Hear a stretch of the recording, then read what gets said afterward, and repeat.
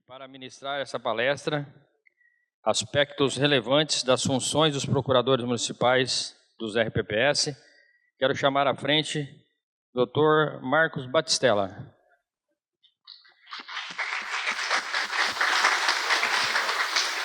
Seja bem-vindo, vamos descer por aí. Dr. Marcos Batistella é formado pela USP, já pode falar o ano, né? 1990, quase 34 anos já, né? Já está quase para se aposentar, né? Quase. Procurador do município de São Paulo desde 1994, exerceu a chefia dos órgãos jurídicos da Secretaria de Planejamento Urbano, Orçamento e Gestão. Mestre em Direito do Estado pela PUC de São Paulo. Ex-presidente dos procuradores do município de São Paulo, 2019 e 2023. Muito obrigado, doutor, pela ter aceitado o nosso convite. E agora é com você. Muito obrigado, doutor Adalto, pela acolhida. Eu queria começar também parabenizando a APPREM pela organização desse evento. A Previdência Social é um dos assuntos mais importantes na vida de todo mundo. Agradecer ao Daniel, nosso presidente da Prepress, pelo convite, a Sirlene, com que eu tratei dos trabalhos aqui e que me ajudou muito na organização e que eu encontrei trabalhando no final de semana passado, que eu mandei um e-mail pedindo umas informações adicionais e rapidamente ela respondeu. E agradecer e saudar a presença de todos vocês aqui. É muito importante. Como disse aqui o doutor Adalto, eu já sou quase um beneficiário do sistema previdenciário. Para mim é importante que ele esteja funcionando, que ele esteja funcionando bem e que muita gente esteja preocupada e trabalhando nele. Quando eu recebi o convite para conversar aqui com vocês, me foi colocada a questão dos procuradores autárquicos. E conversando depois com a Sirlene, nós observamos que muitos dos sistemas previdenciários, a grande maioria dos sistemas previdenciários, tem uma organização autárquica, inclusive o lá de São Paulo, ao qual eu sou vinculado. Mas muitos também não têm a organização autárquica. Muitos são ligados diretamente à administração direta.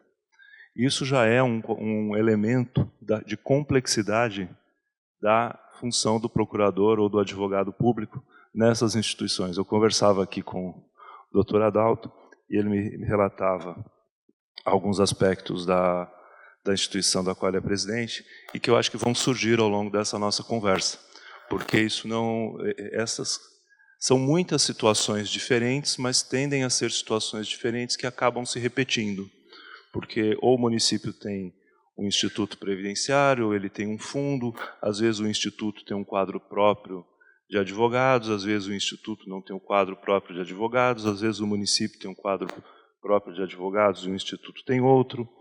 E tudo isso vai fazendo com que essa organização se torne mais complexa.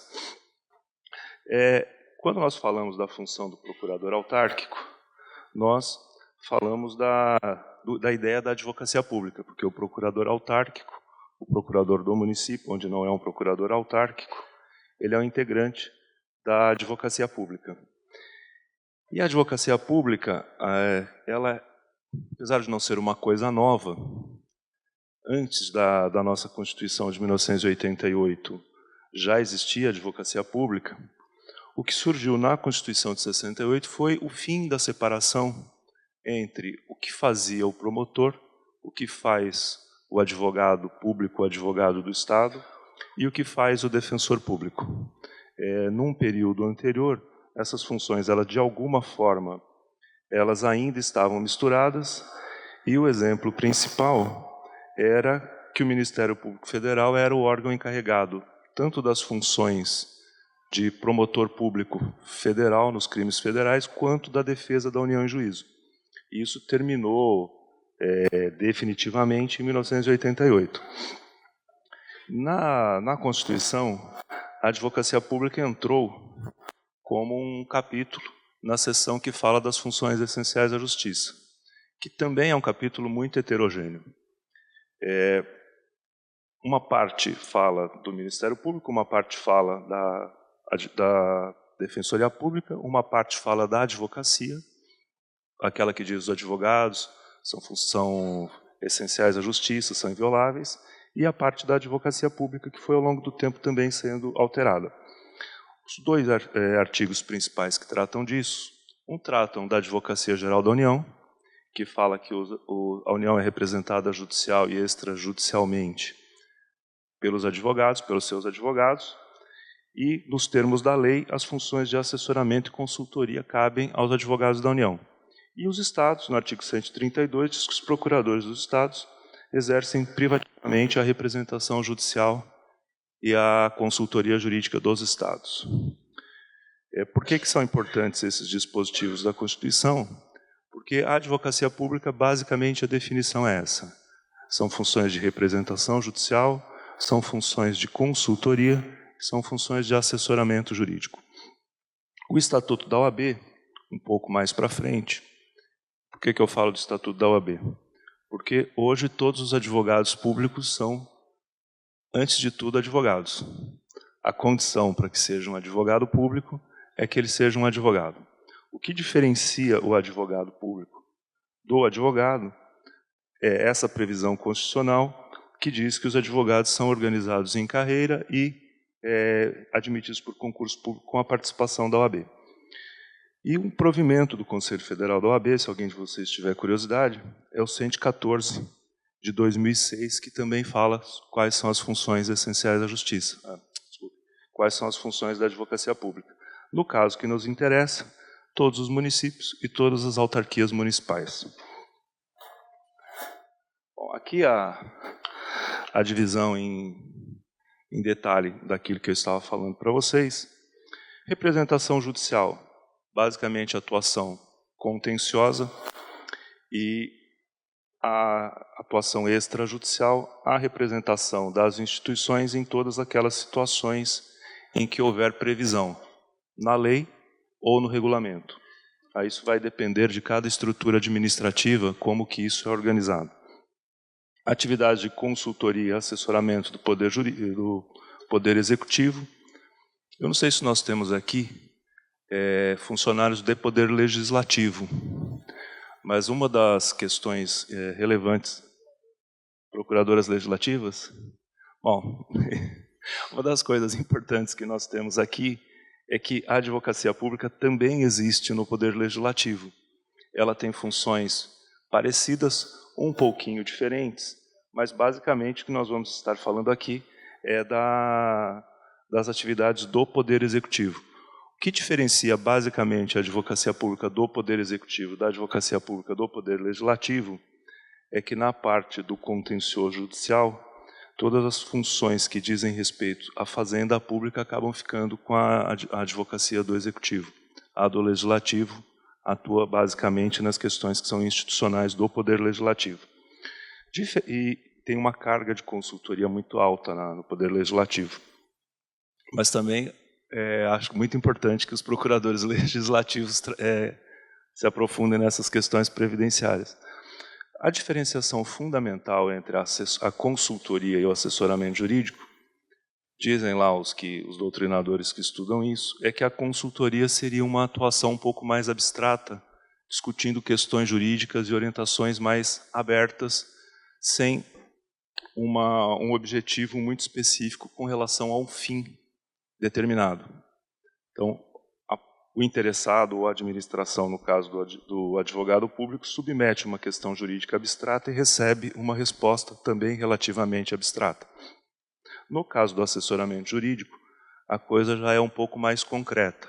Se pretende celebrar um determinado contrato, se pretende praticar um determinado ato administrativo, se pretende editar algum tipo de ato normativo, e o trabalho do advogado público nesta situação é, muitas vezes, elaborar minutas, estudar implicações dessas minutas.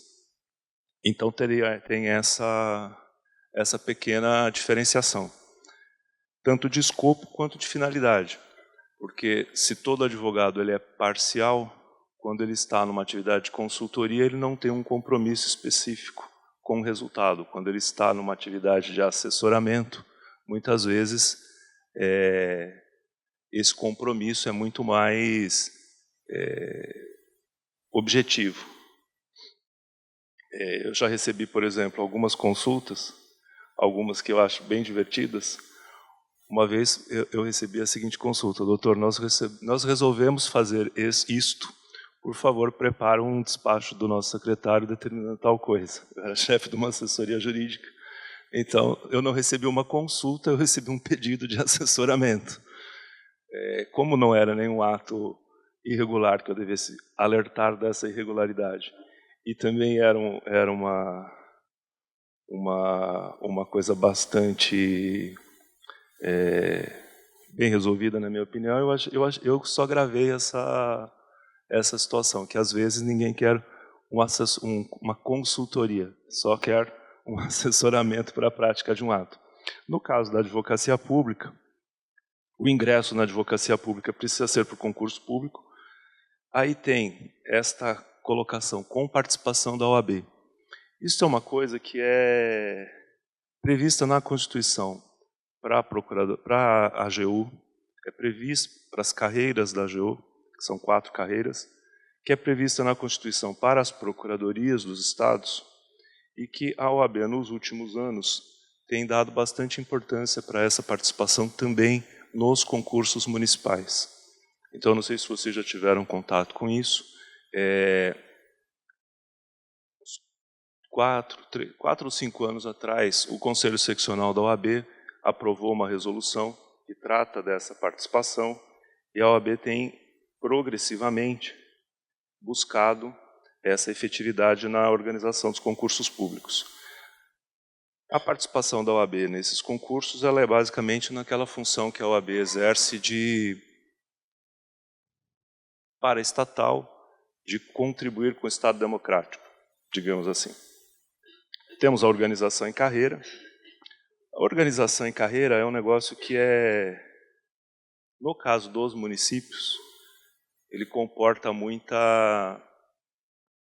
algumas questões. Em tese, organização em carreira não envolveria apenas uma tabela progressiva de vencimentos.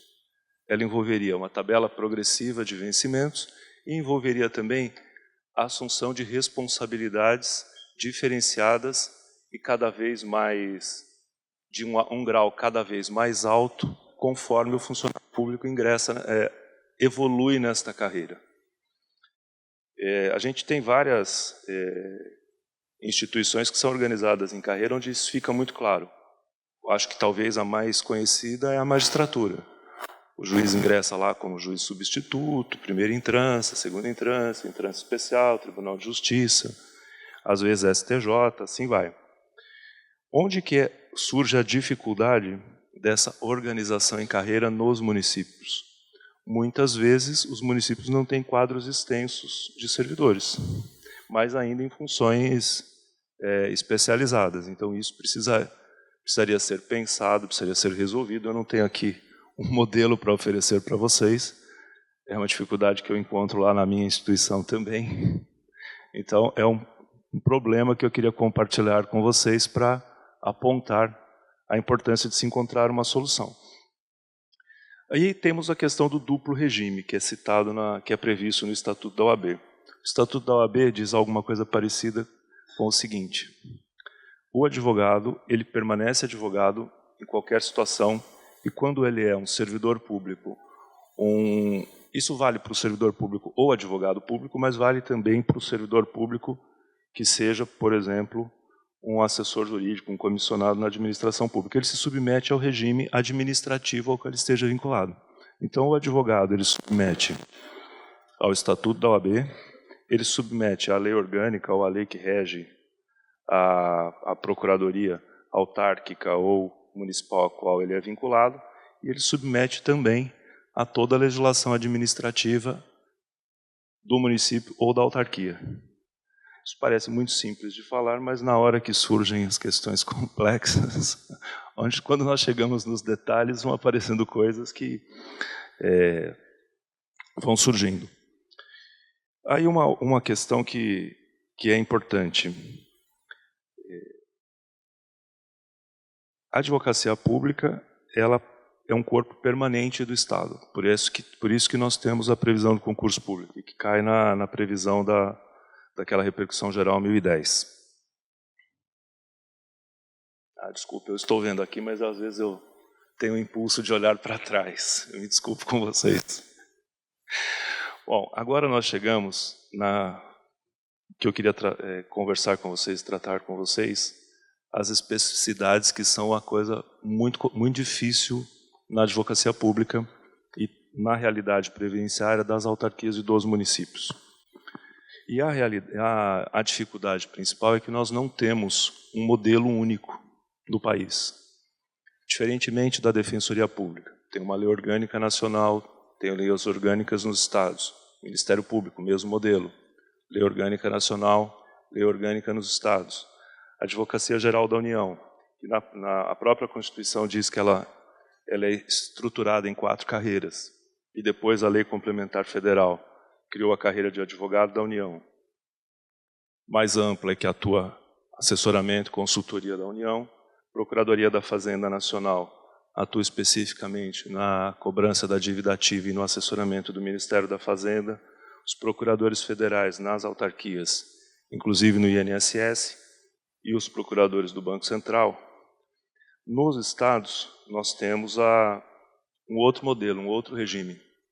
Ele não é fragmentado, pelo contrário, dos estados. Todas as autarquias, todas as fundações, todas as entidades paraestatais de direito público, tirando as empresas, e o próprio Estado, a administração direta, eles são representados pelos procuradores dos estados. Foi sendo construída pela jurisprudência uma doutrina que eles chamam de princípio da unicidade da representação judicial e da consultoria, que todos os órgãos do Estado são representados pelos procuradores dos Estados. Isso é disposição do artigo 132 da Constituição. O artigo 69 do Ato das Disposições Constitucionais Transitórias tinha uma previsão que permitia, nos estados que já tinham assessorias jurídicas separadas das procuradorias, que essas assessorias continuassem existindo.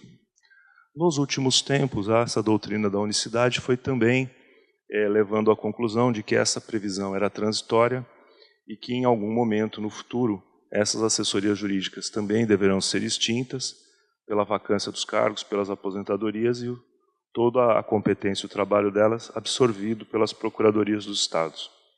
Quem tiver um interesse em se aprofundar um pouco nesse tema, foi julgado, acho que o ano passado, essa ação direta de inconstitucionalidade 6.500. Era um caso do Rio Grande do Norte, justamente sobre procuradoria jurídica, assessoria jurídica e procuradoria do Estado, e o relator, o ministro Fachin, ele fez um sumário da evolução desse tema no Supremo Tribunal Federal. Mas é uma doutrina que foi se consolidando ao longo do tempo e ela é cada vez mais sólida. No caso dos municípios, nós temos a situação inversa. Não existe uma menção à advocacia pública dos municípios na Constituição Federal.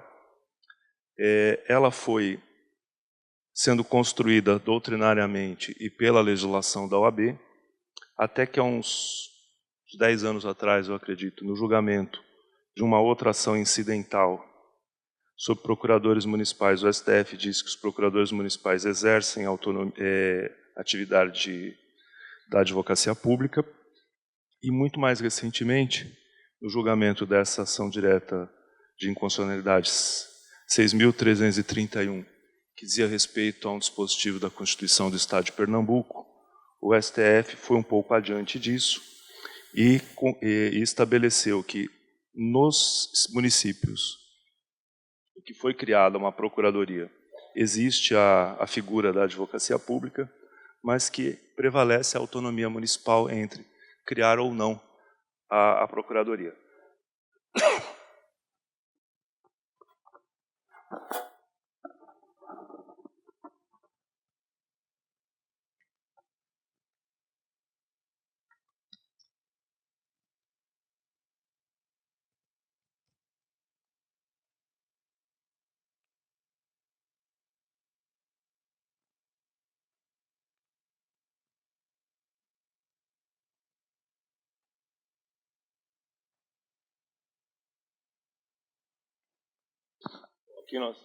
Aqui nós retomamos aquelas questões das atribuições típicas que eu tinha comentado com vocês. Eu já falei sobre a maior parte delas.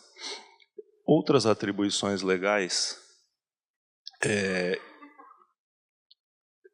uma importante que eu me recordo é processamento de efeitos disciplinares. Eu não sei como funciona nos municípios aos quais vocês são vinculados, aos órgãos de previdência, mas no Estado de São Paulo havia essa previsão, tem uma proposta de emenda constitucional para alterar e transferir para a Corregedoria.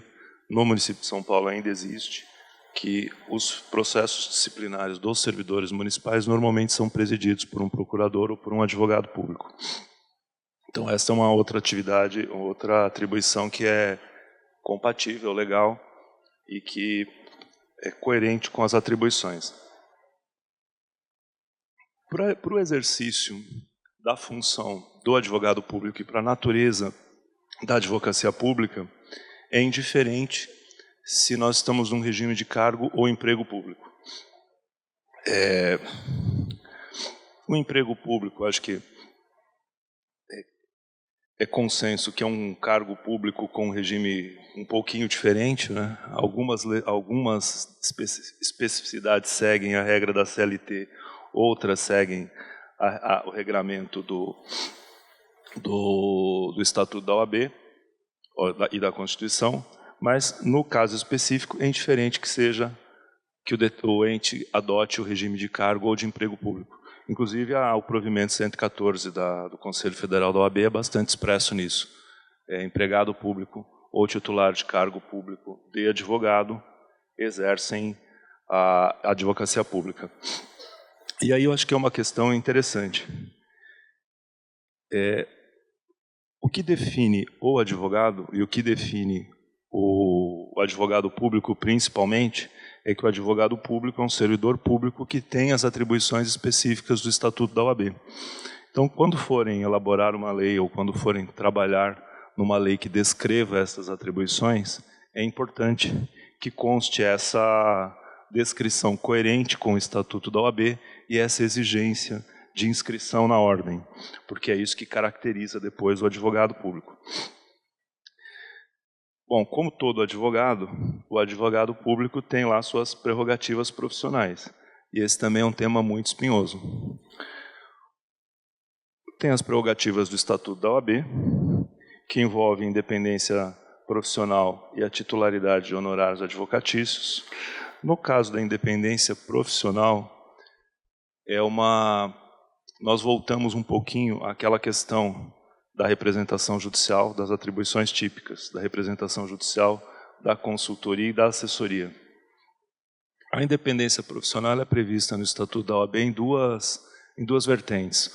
Uma, que a relação de emprego não retira do advogado a independência profissional. A relação de emprego, e eu diria, o cargo público.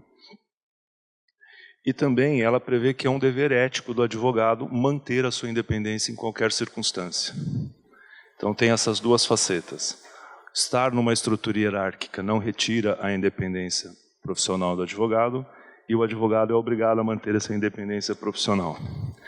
Isso quer dizer que o advogado vai mandar no serviço dele? Não, né? O fato de estar numa estrutura hierárquica é muito peculiar, e essa é uma das dificuldades que eu dizia para vocês da advocacia pública. Toda a estrutura do Estado é uma estrutura hierárquica. O advogado trabalha como um causídico, representante judicial, como um consultor, como um assessor. No entanto, ele tem o dever de exercer a sua atividade com independência. Isso significa que ele não pode ser mandado fazer atos privativos da profissão. Faça um parecer no determinado sentido. Isso seria uma ordem ilegal.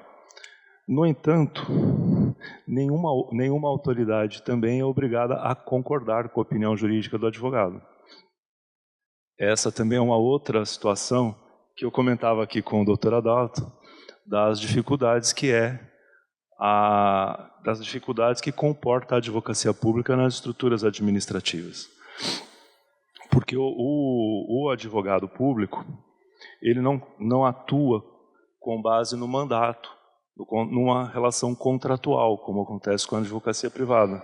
No entanto, ele também atua para uma parte. Ainda que a parte não seja um cliente, ainda que o município ou o Instituto de Previdência não seja um cliente, o advogado não é, na representação judicial e no assessoramento, totalmente imparcial. Essa não é uma característica da advocacia, a imparcialidade, ela é uma característica da magistratura. Mesmo o Ministério Público, que muitas vezes desenvolve a doutrina de que o Ministério Público é imparcial, não sei quantos de vocês aqui já tiveram a oportunidade de atuar numa ação que tivesse o Ministério Público como ex-adverso, não sei quantos de vocês são advogados, mas o Ministério Público é uma parte muito empedernida, muito difícil de se contrapor. O que é importante, e me parece que precisaria ser desenvolvido, é que em questões técnicas não existe exatamente uma hierarquia.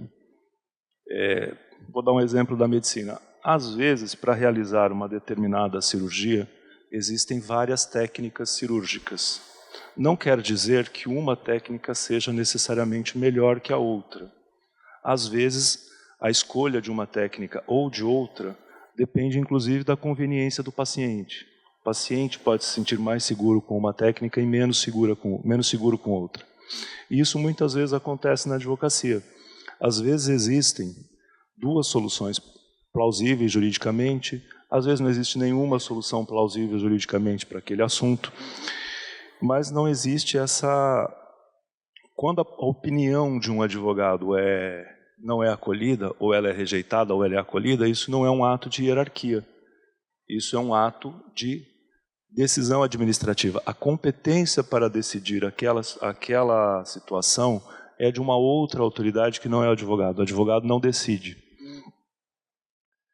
E as disposições da lei local, que podem prever também prerrogativas específicas para advogados. Vou dar um exemplo assim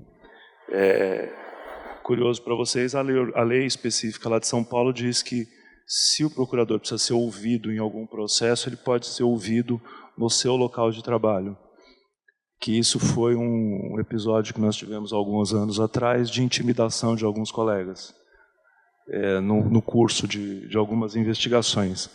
Então, a forma como isso evoluiu foi pôr na lei que, se houver necessidade de ouvir um advogado lá do município de São Paulo num processo, ele vai ser ouvido no ambiente de trabalho dele. Bom, aí voltamos agora, simplificando e já indo para a nossa fase final. O que faz o procurador, né? Já falei, orientação jurídica, que são as atividades de consultoria. Numa atividade de consultoria, o procurador judicial é livre para resolver suas questões e, em tese, responde em abstrato. O modelo aqui do Estado de São Paulo, da Procuradoria-Geral do Estado, nos órgãos administrativos existem consultorias jurídicas. Então, em tese, os procuradores do Estado não atuam na solução dos casos concretos, eles atuam nos casos em tese. Auxílio aos administradores com assessoramento, advocacia contenciosa, condução de processos disciplinares, análise de licitações, contratações, contratos e controle interno de legalidade. Essa parte do controle interno de legalidade, há uma certa controvérsia em quais os limites da atuação do advogado público dentro dessa atividade. Basicamente por conta da reflexão de que a defesa da entidade pública, a defesa do Instituto Previdenciário, a defesa do município depende dos seus advogados. Então, a posição institucional do advogado, ela é de um defensor, não é de um acusador, digamos assim. Por favor, não tomem essas duas palavras ao pé da letra. Mas o aspecto do controle interno de legalidade, ele está em todas as atividades de orientação jurídica, de auxílio, de assessoramento e de análise de licitações em contratos. Aquele caso que eu relatei para vocês, de me pedirem a minuta de um determinado ato, ainda assim existe uma... Claro, a gente nunca atua com suspensão de juízo, né? A nova lei de licitações e contratos, ela coloca também o assessoramento jurídico numa das linhas de defesa para análise de riscos e de resultados das contratações. Então, nesse sentido aí que se fala em controle interno de legalidade, não é no mesmo sentido do controle interno de legalidade que faria uma controladoria, ou também não é na mesma acepção, aí já externo, que faria o Tribunal de Contas. Não é no sentido de pegar um ato e apurar a legalidade dele. É, antes da prática do ato, orientar no sentido de que esse ato seja praticado da melhor forma possível, da melhor forma juridicamente prevista naquele ordenamento. Bom, aqui nós vamos entrar em algumas questões assim que talvez a gente possa debater depois. Quando nós temos um regime previdenciário que tem uma autarquia e quando nós temos um regime previdenciário que é vinculado à administração direta por meio de fundos,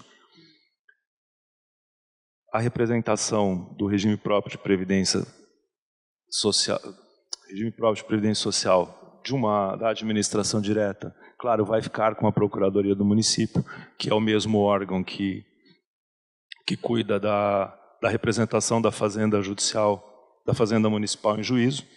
Eu não tenho conhecimento de município que tenha 2 órgãos que faça contencioso. Eu tenho notícia só de um município, Marília, que não sei se ainda tem, há uns 2 ou 3 anos atrás, tinha 2 órgãos jurídicos municipais. Um que era responsável exclusivamente pela consultoria e o outro que era responsável exclusivamente pelo contencioso. Não sei se esse é o melhor modelo, eu tenho conhecimento desse modelo. Em geral, o modelo é unitário de representação judicial e de consultoria nos municípios e assessoramento. No caso da representação do regime próprio de previdência social constituído por uma autarquia, nós também temos peculiaridades. Nós temos autarquias que têm um corpo jurídico próprio e nós temos autarquias que não têm corpo jurídico próprio. E nós temos também um terceiro tipo, são as autarquias que já tiveram corpo jurídico próprio e que deixaram de ter corpo jurídico próprio porque esse corpo foi incorporado na Procuradoria Municipal ou a Procuradoria Municipal assumiu a representação da autarquia. São Paulo, o Instituto de Previdência tinha um corpo de advogados. Esse corpo de advogados, uns 20 anos atrás, mais ou menos, foi aprovada uma lei municipal, permitiu que eles optassem, que os procuradores do Instituto de Previdência optassem por se integrarem na Procuradoria do Município. Todos eles optaram, se extinguiu a Procuradoria Autárquica e ela foi incorporada na Procuradoria Municipal. Dr. Adalto me dizia que o Instituto que ele é presidente recentemente teve um processo parecido. A Procuradoria do Município assumiu a representação do Instituto. Qual é o melhor modelo? Eu confesso para vocês que eu não posso dar uma opinião firme. Eu acho que todos os modelos têm vantagens e desvantagens. O modelo da Procuradoria Autárquica permite que tenha um corpo ali próprio, especializado, permanente, que conhece todos os detalhes da Procuradoria Autárquica. Tem uma desvantagem que, na maior parte das vezes, esse vai ser um corpo jurídico muito pequeno. Vai ser 1 profissional, 2 profissionais, 3 profissionais. O que, às vezes, também cria uma série de dificuldades de administração desse corpo jurídico. Por exemplo, se nós temos um caso em que é necessária uma licença médica ou uma licença maternidade, isso pode implicar porque por longos períodos esse instituto fique sem cobertura, o que um corpo maior poderia dar conta de absorver o serviço entre os outros integrantes desse corpo.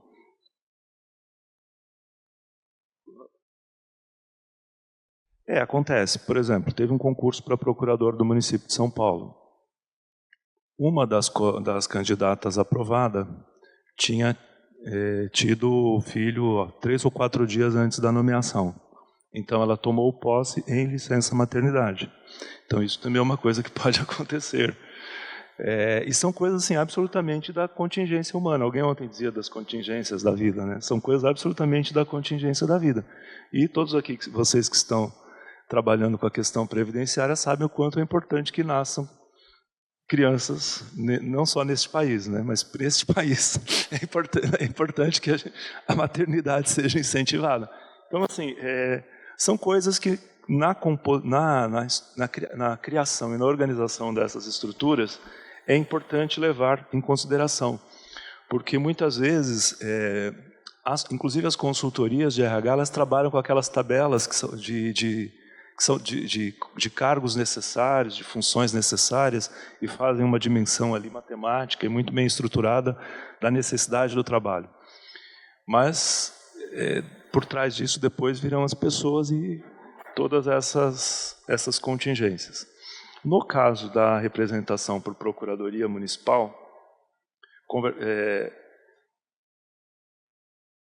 a queixa, digamos assim, que nós temos lá do Instituto de Previdência de São Paulo, é que na parte do contencioso funciona bem, mas na parte da consultoria jurídica, as questões do Instituto de Previdência muitas vezes ficam dispersas e disseminadas entre os diferentes órgãos da Procuradoria, que não existe lá um corpo específico que seja dedicado a esses estudos. É uma outra questão a considerar. Talvez o que seja certo e o que seja errado não seja nem o que seja certo e o que seja errado. Talvez seja o que funcione melhor numa determinada realidade e o que funcione melhor na outra. A nossa experiência lá de São Paulo foi no sentido de criar uma procuradoria única, inclusive porque nós queríamos evitar diferenças de entendimento entre diferentes órgãos jurídicos. Que o órgão de uma determinada autarquia ou de uma determinada procuradoria tivesse um determinado entendimento, o outro órgão de um outro tivesse um determinado entendimento, ou a Procuradoria-Geral tivesse outro determinado entendimento. Isso foi bastante aliviado, mas como as questões jurídicas nem sempre são o preto e o branco, às vezes a gente ainda tem essas questões de entendimento e de visões diferentes. Uma outra questão que se discute muito, e aí volto para aquele ponto que eu disse para vocês,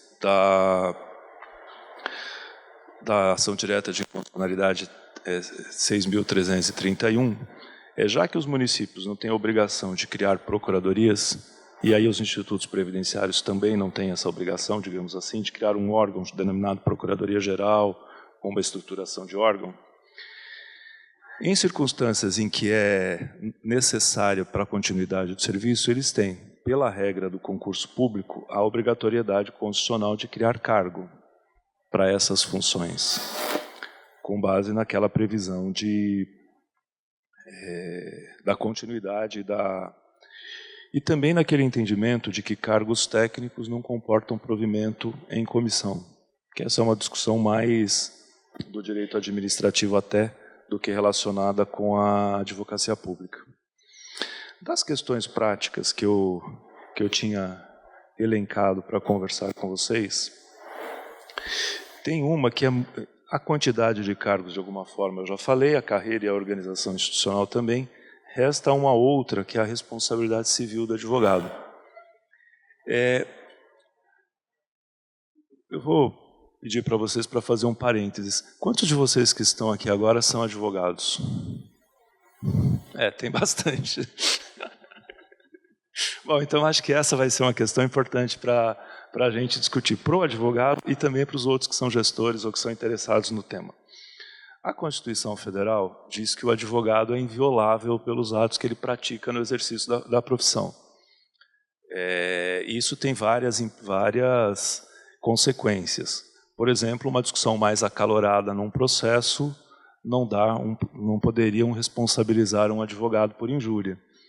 Nem sempre funciona assim. Entre a teoria e a prática, às vezes acontecem algumas adaptações, Mas no caso da responsabilidade civil, o problema é basicamente o seguinte: o advogado, o procurador, emite um determinado parecer num sentido. A prática deste ato é legal, ou está regular, cumpre os requisitos, etc. E depois,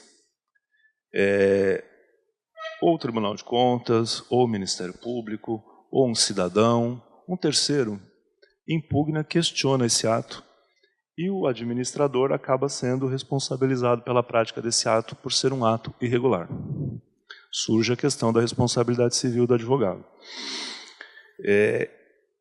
Esse é um dos assuntos mais complicados que existem na administração pública. Porque, por exemplo, muitas vezes eu já ouvi de administradores públicos a seguinte queixa: mas vai o administrador, chega o processo para ele instruído, com um parecer lá da Procuradoria, dizendo: olha, o senhor pode celebrar esse contrato que ele está regular, o senhor pode praticar este ato que ele está regular. Ele vai lá, pratica o ato e depois ele é condenado, às vezes até por improbidade administrativa com penas muito pesadas. Como é que pode uma situação dessas? E eu confesso para vocês que eu não consigo achar que essa é uma queixa de todo improcedente. Claro, no Brasil a gente sempre tem, pela nossa experiência prática, uma certa desconfiança social disseminada. Mas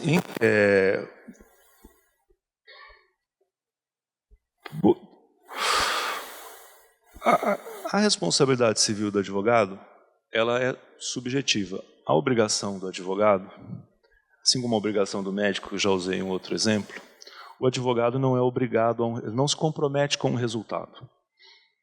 O advogado se compromete a empenhar todos os conhecimentos e todos os meios dele para que um resultado aconteça. Por exemplo, é até proibido, pela ética profissional do advogado, contratar uma defesa numa ação garantindo para o cliente que ele vai ganhar aquela ação. Porque isso nenhum advogado pode prometer, isso é considerado, inclusive, uma propaganda enganosa.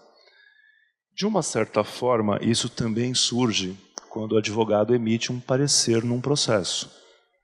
Ele pode estar comprometido a empenhar todo o conhecimento que ele tem, todo o empenho de estudo, toda a análise a mais detalhada possível daquela questão, para que o resultado daquela questão seja adequado, seja regular. Eu diria para vocês que em 99,999% das situações tudo corre bem. O problema surge exatamente naquelas situações em que as coisas dão errado.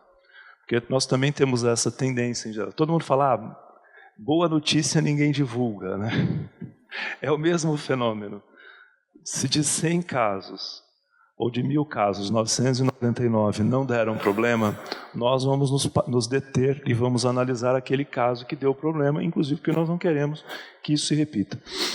Então, surgiriam as questões, surgiria o momento de ver em que circunstâncias o advogado é responsável. Começa a surgir na doutrina uma diferença entre um parecer que seria opinativo e um parecer que seria vinculante ou vinculativo. Eu não gosto desta divisão, mas ela existe e ela é inclusive citada em decisões. Na minha visão, um parecer de um advogado é sempre opinativo, porque o advogado não é a autoridade que decide. Surgem alguns problemas quando a autoridade é obrigada a decidir depois de uma análise jurídica. Casos mais conhecidos, casos de licitação. Ainda nos casos de licitação, a autoridade poderia não decidir conforme o parecer jurídico. Ela poderia decidir diferente. Ainda que um parecer jurídico apontasse uma determinada irregularidade, a autoridade que é competente para contratar poderia dizer, olha, apesar disso eu entendo de outro modo, que é esse, motivadamente, e contrata. Aí um exemplo também da minha vida prática. Eu já emitiu uma manifestação por uma contratação com dispensa de licitação, em que só havia 2 preços no processo, e a decisão era para contratar o de maior preço, que é bastante contraintuitivo, mas a área administrativa insistia que aquela de maior que as propostas não eram exatamente idênticas e que a proposta que atendia a necessidade da administração era a que tinha maior preço. Claro, todo mundo foi devidamente advertido de que essa contratação comportava em risco. Foi feita a contratação. Curiosamente, a contratação não teve problemas com o Tribunal de Contas, mas a execução do contrato teve problemas com a execução com o Tribunal de Contas. Então, assim, são coisas que acontecem. Como a responsabilidade civil do advogado ela é subjetiva, a OAB tem inclusive uma proposta de súmula vinculante no STF que diz que é necessária a vinculação subjetiva do advogado à intenção ilícita. Porque aí nós voltamos para aquele problema da ação de improbidade. Existe improbidade culposa, não existe improbidade culposa. Não é exatamente a mesma questão, mas a OAB entende que responsabilizar civilmente um advogado pelo efeito da sua atuação profissional é necessária uma vinculação subjetiva. Porque eu já vi decisão judicial condenando o procurador dizendo o seguinte: olha, a licitação era fraudada, era tudo uma simulação, e como ele trabalhava na procuradoria, ele deveria saber que isso estava acontecendo. Textualmente, eu já vi uma condenação em improbidade com mais ou menos esse texto. Claro, acho que hoje já não poderia alguém ser condenado por improbidade, porque devia saber o que estava acontecendo. Mas a proposta de súmula da OAB é esta. Em circunstâncias que hoje se admite a responsabilização civil do parecerista, nessa situação de parecer vinculante, então acho que esta é uma... Emitir um parecer vinculante é uma coisa que envaidece muito o profissional. O órgão público vai ter que seguir a minha opinião, mas é também uma situação que aumenta em muito a responsabilidade desse advogado. E aí uma coisa da minha experiência, não sei a de vocês que são advogados do setor público, depois de um certo tempo, a gente passa a considerar a administração pública como uma parte da nossa família, alguma coisa assim. Passa a ser uma... A gente se identifica com a parte, que é uma das coisas também que todo advogado tem que sempre refletir. O advogado jamais pode se confundir com a parte. Porque se fosse assim, a gente não poderia fazer defesa para o homicida daqueles crimes os mais hediondos que existem. Mas essa questão, pareceres vinculantes, é um momento de particular atenção, porque nestes casos existem decisões que admitem a responsabilização do advogado. Porque o administrador, que está um pouco mais à frente, em tese, não poderia decidir de forma diferente do que foi emitido no parecer. Outras situações em que o advogado também poderia ser administrado. Dolo. Bom, aí eu acho que nem precisa de grandes explicações, certo? O advogado quis um resultado ilícito e, como qualquer pessoa no Estado de Direito, pode ser responsabilizado pelo resultado ilícito que quis. Caso de culpa. Esse já é um pouco mais delicado, porque envolve uma prova, mas aí também são aquelas hipóteses tradicionais de direito civil. O advogado é um técnico. Se ele atuou com imperícia, ele responde pela imperícia por não ter tido a preparação técnica que ele deveria ter tido. Imprudência também pode ser, mas um advogado imprudente talvez seja mais difícil caracterizar. Negligência também é um caso bastante comum. Felizmente, muito difícil de caracterizar, porque o advogado que está lá fazendo um parecer no processo dificilmente é negligente, certo? Ele seria negligente provavelmente se o parecer nem aparecesse no processo. E tem uma outra situação que também é difícil de caracterizar, porque ela é mais polêmica, é o que seria o erro grosseiro. O erro grosseiro ele cairia ali nas categorias do direito civil, talvez entre a negligência e a imperícia, mas numa categoria muito grave. Uma coisa que é importante na atividade da consultoria é a gente observar a diferença de estilo. Quando nós estamos num processo judicial, o advogado vai usar todos os argumentos para fazer com que a sua tese, o seu argumento prevaleça. Esses argumentos, eles podem ser argumentos persuasivos. Eu posso falar aqui para o Dr. Adalto, se eu conheço profundamente o Dr. Adalto, eu posso chegar para ele e usar um argumento que eu sei que vai tocar o coração dele, mas que não tocaria o coração de nenhuma outra pessoa. Por isso que os americanos têm aquelas estratégias tão elaboradas de escolher júri, de às vezes decidir em que estado eles ajuizam uma ação, porque eles identificam um determinado juiz que seria particularmente sensível a uma determinada causa. Isso não necessariamente é um argumento sólido do direito constitucional ou do direito civil, de qualquer ramo do direito. Mas essa é uma técnica lícita no processo contencioso.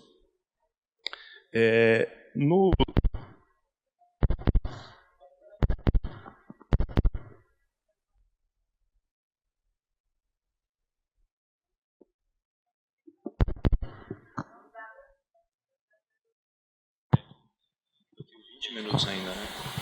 Eu vou concluir. Eu já estou compactando.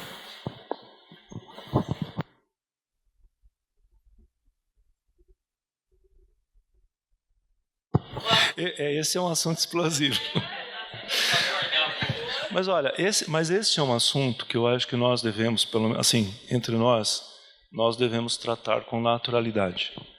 Só não vai cometer um erro quem nunca fez nada. Certo? E eu acho que essa é uma das dificuldades que a gente tem no Brasil hoje. A gente não tem aquela categoria de irregularidade sem necessariamente uma sanção. Ou a gente vai da impunidade absoluta para as penas exemplares. A pessoa é enforcada, picada, espalha uns pedaços, salga a casa. Isso me causa uma intranquilidade.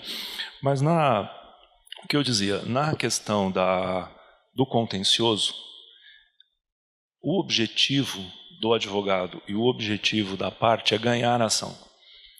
Teve uma colega que uma vez virou para mim e disse: Marcos, o advogado precisa querer ganhar. O advogado não pode não querer ganhar. No contencioso é isso, claro. Tem as regras éticas, tem as regras processuais, considerando todas essas coisas que a gente segue, nós vamos argumentar no processo com os pontos que nós achamos importantes para que o juiz acolha a nossa decisão. Na parte da consultoria, não é exatamente assim. Na parte da consultoria, nós temos também o dever de expor se existem correntes de pensamento contrário, opiniões em sentido contrário, para que quando o administrador que está logo depois da nossa manifestação, se ele for formar a convicção dele, ele possa ter a opção de concordar com a opinião do parecerista, mas ele também tem a opção de concordar com a opinião da outra corrente que não é do parecerista. 90% dos casos talvez não ocorra isto, mas principalmente em situações novas, em situações controversas e em casos assim juridicamente complexos, daqueles que a gente tem dúvida se a gente enquadra numa determinada categoria, em outra categoria, podem surgir essas questões, em que talvez seja importante que o parecerista reporte opiniões com as quais ele não concorda. Inclusive, ele pode não, eu acho que é o natural é que ele diga quais são as razões que levam a que ele não concorde com aquelas opiniões. Vou dizer para vocês, eu acho que vocês talvez tenham situações muito parecidas com a minha. Várias decisões dominantes na jurisprudência, às vezes eu não concordo. Ok, ressalvo a minha opinião, mas a gente tem que avisar também que a opinião dominante na jurisprudência é num determinado sentido. Então, assim, como eu disse para vocês no começo, esse é um tema extremamente desafiador, porque nós pegamos questões que são extremamente complexas da advocacia, não é uma coisa da advocacia pública específica, não é uma coisa da área pública, é uma coisa da advocacia. Isso na administração pública, ela se torna um pouco mais complexa porque a administração pública é permanente e as relações contratuais na iniciativa privada costumam ser e as relações entre o advogado e o cliente na iniciativa privada são relações contratuais e basicamente calcadas na confiança subjetiva. Se eu sou advogado do Dr. Adalto, depois de 6 meses ele achou que eu não estou atuando adequadamente, o nosso processo de mandato está encerrado, ele vai encontrar um advogado que seja mais de acordo com o que ele acha que o representa bem. Na administração pública isso não acontece, porque a administração pública é permanente. E essas relações da advocacia, elas são mais estatutárias, elas são mais legais do que contratuais. Então, todas essas questões que na advocacia já são complexas, elas se tornam, elas passam por uma caixa de ressonância na administração pública. E nós ainda temos nos municípios, que é basicamente o público da APPREM, a raiz da APPREM, nós temos uma outra situação. Se na AGU nós temos já a AGU delineada na Constituição em 4 carreiras, principalmente, se nos estados nós temos a unicidade, nos municípios nós temos alguns milhares de municípios que, conforme o estado em que estão esses municípios, também tem peculiaridades diferentes. Eu diria para vocês, o município do estado de São Paulo é diferente do município do estado de Minas, é diferente do município do estado do Pará. E, além disso, nós temos modelos de organização diferentes, porque nós temos regimes previdenciários que são organizados de forma autárquica e regimes previdenciários que não são organizados de forma autárquica. Certamente eu não trouxe respostas para vocês. Quando eu comecei a trabalhar no tema, eu percebi que eu não conseguiria trazer essas respostas. E eu agradeço a atenção de todos vocês. E nós estamos abertos aqui para alguns minutos de debate. Vou devolver a palavra para o Dr. Adalto. Muito obrigado, Dr. Marcos. Nós vamos abrir agora para perguntas. Temos aqui.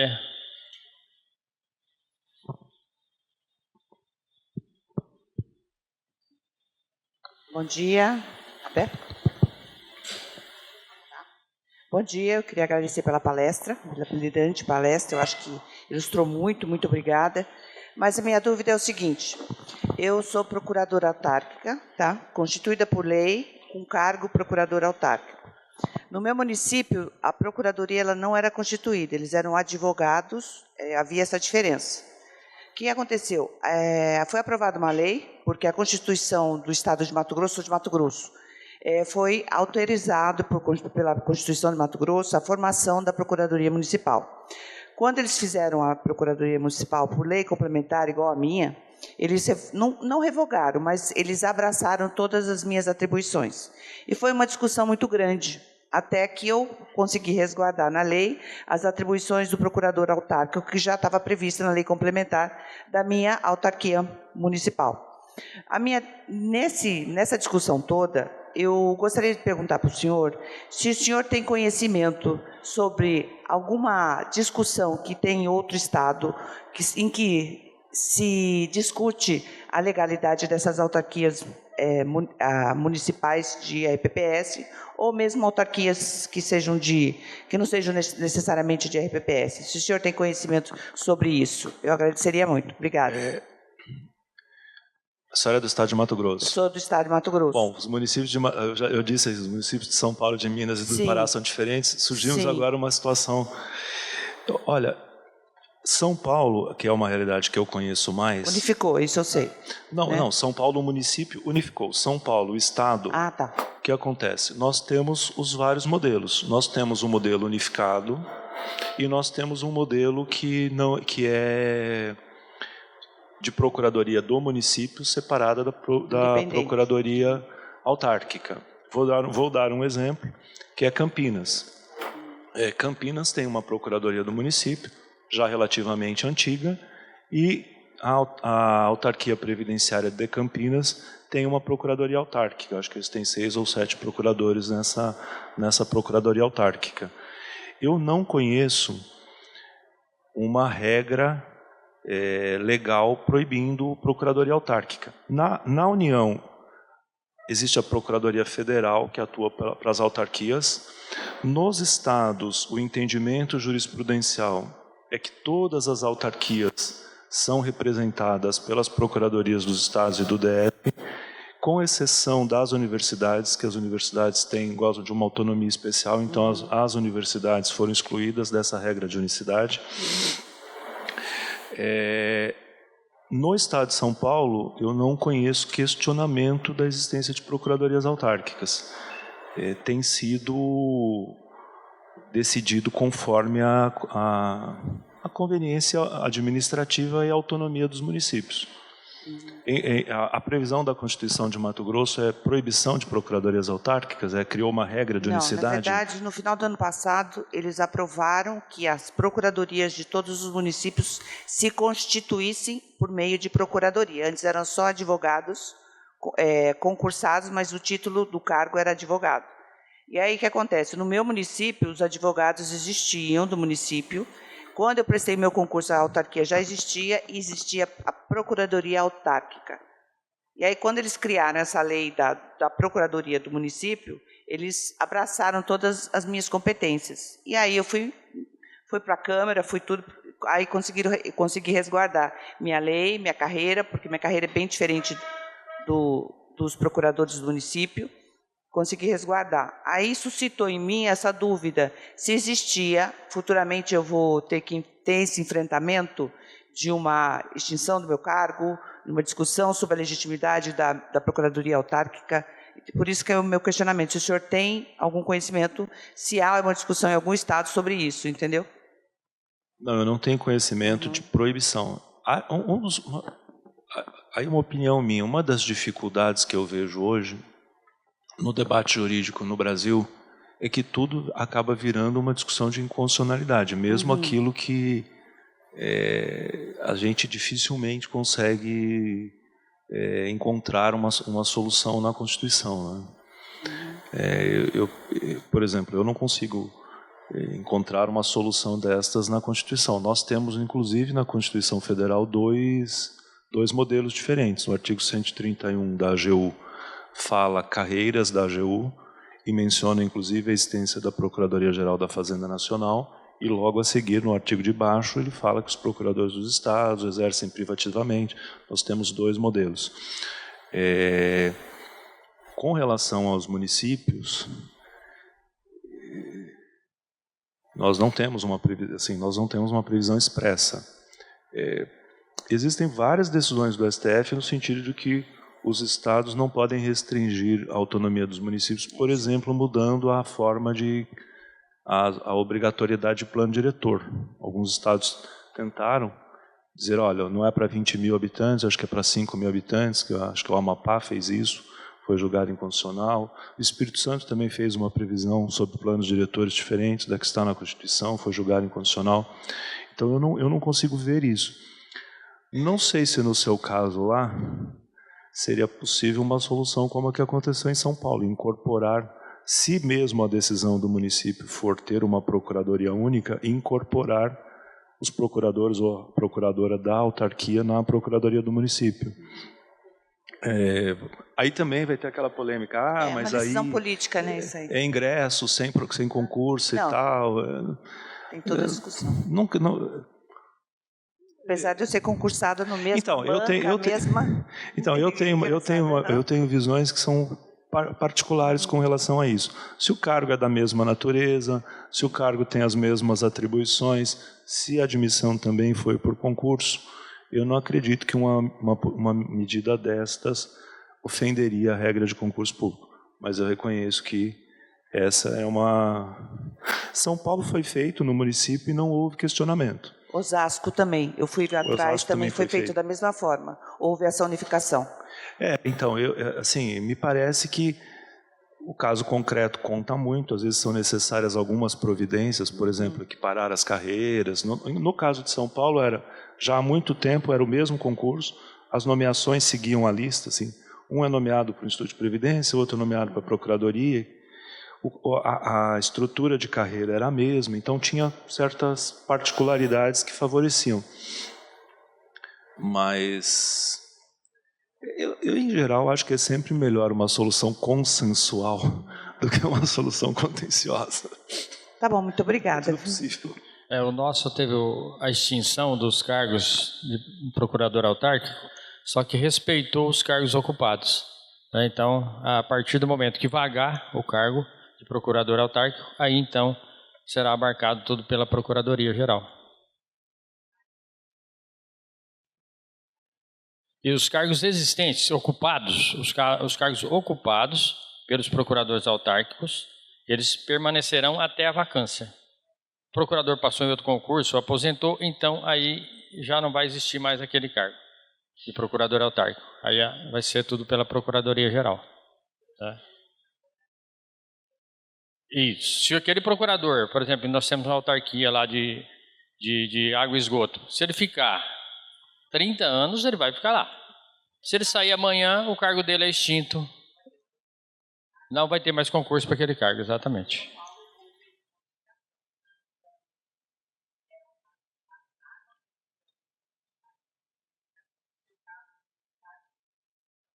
Sim, exato. Exatamente. Mais alguma pergunta, pessoal? Não? Não. Muito. Tem mais umas. Nós temos 5 minutinhos aí para perguntas, hein?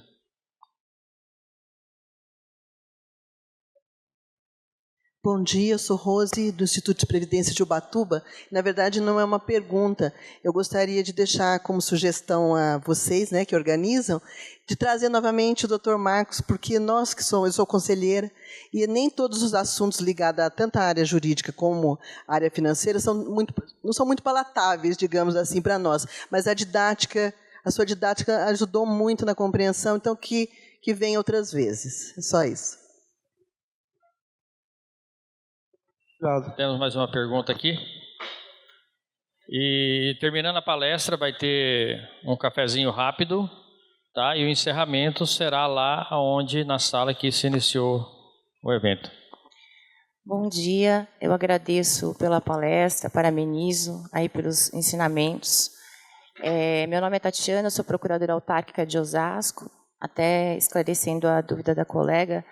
Nós não fomos incorporados à lei do município, né, da Procuradoria-Geral do município. Nós conservamos a nossa autonomia e nós não fomos incorporados à carreira. Né? Lá tem outras categorias, né, outras matérias, trabalhista, administrativa, que não incorporou a área previdenciária. Nós continuamos ainda com a nossa autonomia institucional.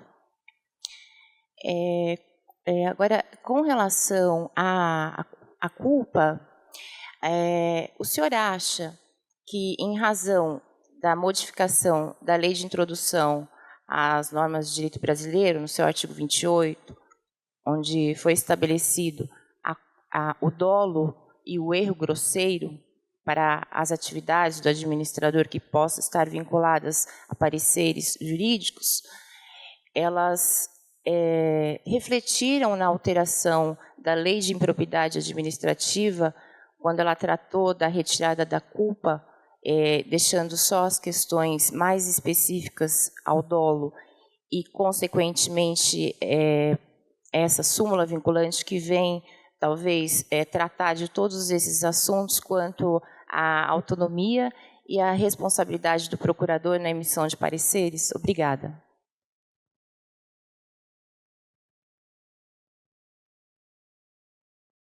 Tatiana, doutora, bom, obrigado pela pergunta. Essa é uma pergunta muito difícil de ser respondida. O que eu observo? Eu não sou um estudioso profundo dessa situação, mas eu observo já há vários anos no Brasil aquele movimento que o pessoal fala do apagão das canetas. Acho que todos vocês já ouviram essa expressão, que existe nós não podemos ter um apagão das canetas no Brasil. Qual é a origem desse movimento? É uma situação real, de que a gente brinca lá em São Paulo, dificilmente o prefeito de São Paulo sai do cargo sem ser condenado por improbidade administrativa. Talvez essa seja uma realidade. Não, talvez essa... assim, a gente brinca, mas a realidade é triste. Talvez essa seja uma realidade mais disseminada do que a gente gostaria. Todos os prefeitos que passaram lá por São Paulo são especialmente ímprobos, a ponto de todos merecerem ser condenados? Os da direita, os do centro e os da esquerda? Talvez a gente esteja... Assim, talvez a gente tenha problemas, de fato, de legislação, de definição do que deveria causar a punição. Então, me parece que essa alteração, tanto da lei de improbidade quanto da lei de introdução ao Código Civil, são respostas a essa realidade. Se elas são uma resposta boa, eu já prefiro não opinar. Eu tendo a achar que, sim, eu tenho uma visão muito ruim da nossa legislação. Eu acho que toda vez que a gente tenta melhorar uma lei, a gente acaba criando... Assim, a gente tem um problema, a gente tenta resolver, criamos dois. Infelizmente, eu tenho um pouco essa percepção. E eu entro em pânico toda vez que alguém fala que para resolver tudo isso vai fazer uma nova Constituição. Porque nós estamos há 40 anos... o doutor Adalto disse que eu me formei em 1990. Em 1988, eu estudei Direito Constitucional na Constituição. Era a Constituição de 67. Outubro de 68, mudou a Constituição. De 88 para cá, nós ainda estamos discutindo o que diz aquele texto de 1988. Se nós fizermos uma nova Constituição, eu certamente vou morrer antes de saber o que está lá. Então, eu tenho um pouco de receio. Eu não respondi a sua pergunta, desculpa. Ok, gente, muito obrigado.